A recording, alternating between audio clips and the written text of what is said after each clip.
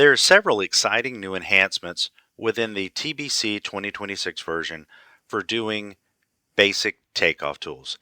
Let's look at a few of these. Here we've started a new project and we've imported a PDF. From here, we would put in a boundary.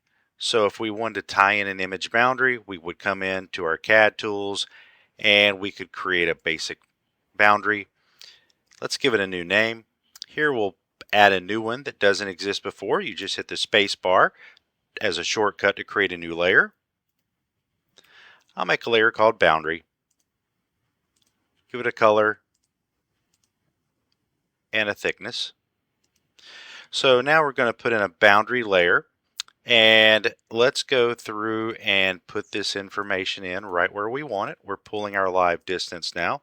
So if this was the data that we were after, we'll close that off, close. So if that's what we want, we've had the ability in the past, we can go through and right click upon this image and we can add an image boundary. So we'll go through, pick this image, add a clipping boundary, and say add. So far so good.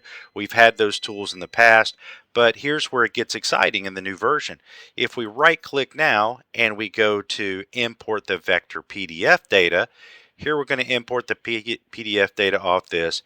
There is a new boundary option now to clip imported using the image boundary. So if you've taken your PDF and added an image boundary, you can go through and clip according to that boundary.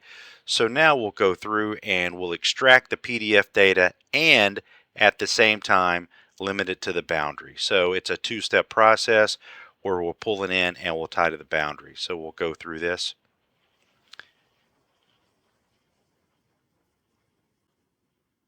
Here you see that we're using the boundary, and the result is now extracted data based off the PDF boundary. A great enhancement working with PDF files in the new version of TBC.